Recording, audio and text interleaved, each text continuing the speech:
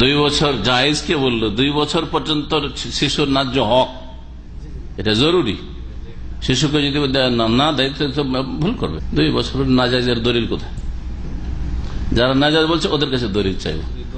আসল হচ্ছে যে দুধ হালাল জিনিস, দুধ হচ্ছে হালাল জিনিস। আচ্ছা, যার দুধ সেই যদি খেয়ে নেয়, আপনাদের প্রশ্ন করছি, ওই মহিলা যদি নিজের দুধটা একটু চিপে খেয়ে নাই তো ফতোয়া কি হবে? হারাম খেলো? সুদ খাওয়ার মতো, ঘুষ খাওয়ার মতো, না কুকুর খাওয়ার মতো, বিড়াল খাওয়ার মতো হারাম খেলো, সারা মদের মতো হারাম খেলো, না বিড়ি খাওয়ার মতো হারাম খেলো? বলেন, হয় হালাল বলেন না হারাম বলেন। হারাম বললে দলিল চাইবো।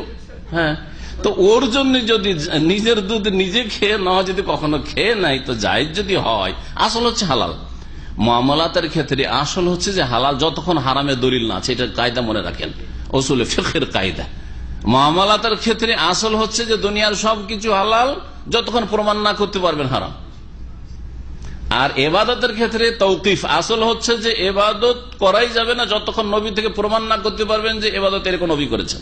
ইবাদত আর মুআমালাতে এই পার্থক্য। এই জন্য যেই পশু পাখিগুলি হারাম বলা হয়েছে, নবী শুধু বলেছেন যে এইরকম যদি হয়, হ্যাঁ হিংস্র পশু হয়, তাহলে এইগুলি হারাম, বাকি সব হালাল, বাকি সব হালাল করেছেন। হ্যাঁ, হুয়া তাহুরু মা হুয়াল হিল্লু মাইতাতুহু, সমুদ্রের পানি পাক আর ওখানকার মৃত হালাল, হালাল বলেছেন। তার আসল হচ্ছে মুআমালাতে মাকুলাত মাশরুবাত আসল হচ্ছে হালাল যতক্ষণ পর্যন্ত প্রমাণ না করতে পারবে হারাম। মাদক দ্রব্য বা যেগুলি শরীর স্বাস্থ্যের ক্ষতি করে সেগুলি খাবায়েসে ফেলে তখন সেগুলিকে হারাম করতে হবে, না হলে হারাম করার কোনো উপায় নেই। যতক্ষণ আপনি খাবায়েসের মধ্যে না ফেলতে পারছেন ততক্ষণ হারাম না। দুধটা কি নোংরা খাবায়েস? তাতে স্বাস্থ্যের ক্ষতি হবে দুধটা খেয়ে নিলে। ওই মহিলা নিজের যদি দুধ খেয়ে নেয় তো, অথবা আর কারোর ক্ষতি হবে, অথবা আর কিছু হবে যেটাতে ক্ষতি আছে, দিনের ক্ষতি হবে, প্রমাণ করতে হবে। তাহলে বোঝা গেল মুআমালাতে আসল হচ্ছে হালাল। সুতরাং 2 বছরের পরে বাচ্চা যদি দুধ খায় তো জায়েজ রয়েছে। হ্যাঁ, যতদিন খাওয়াইতে পারে, কোনো বাধা নিষেধ নেই। আমার কাছে এমন কোন দলিল জানা নেই বাধা নিষেধের। যে বলবে তাকে বলবেন যে কতদিন পর স্টপ করবে। স্বামীর বসে মাঝে ডাক্তার যদি বলে তো ঠিক আছে, শরীয়তে নেই, কোরআন হাদিসে নেই। ডাক্তার যদি বলে যে স্বামীর মুখে গেলে বাচ্চা মারা যায়, ডাক্তার বলবে না, এরকম ডাক্তারই নেই, মেডিকেল সায়েন্স।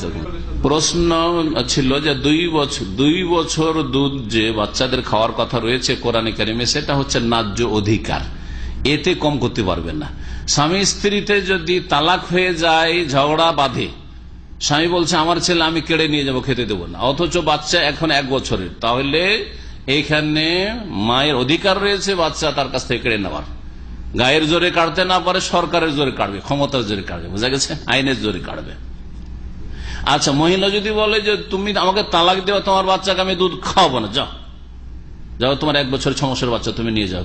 অথবা প্রেম করে পালাচ্ছে, অনেক মহিলা এরকম পালাচ্ছে, 1 বছর 6 মাসের বাচ্চা ছেড়ে দিল একবার টান।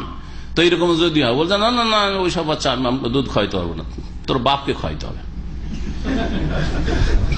দেশি ভাষায় কথা বলে, মাঝে মাঝে আব্দুর রাজ্জাক সাহেব দেশি ভাষায় কথা বলে, আমাদের আঞ্চলিক ভাষায় দুধ খাওয়াইতে হবে, দুধ খাওয়াইতে হবে, মোট কথা। জি, এগুলো হচ্ছে যখন খুসুমাত, যখন বিবাদ দেখা দিবে, তখন বিবাদের নিষ্পত্তির জন্য 2 বছর বাধ্য করা যাবে। 2 বছর স্বামীকে বাধ্য করা যাবে তুই বাচ্চা দিয়ে যা, 2 বছর মহিলাকে বাধ্য করা যাবে তুই দুধ খাওয়া, বোঝা গেছে। 2 বছর আর বাধ্য করতে পারে, 2 বছর পরে কাউকে বাধ্য করতে পারে।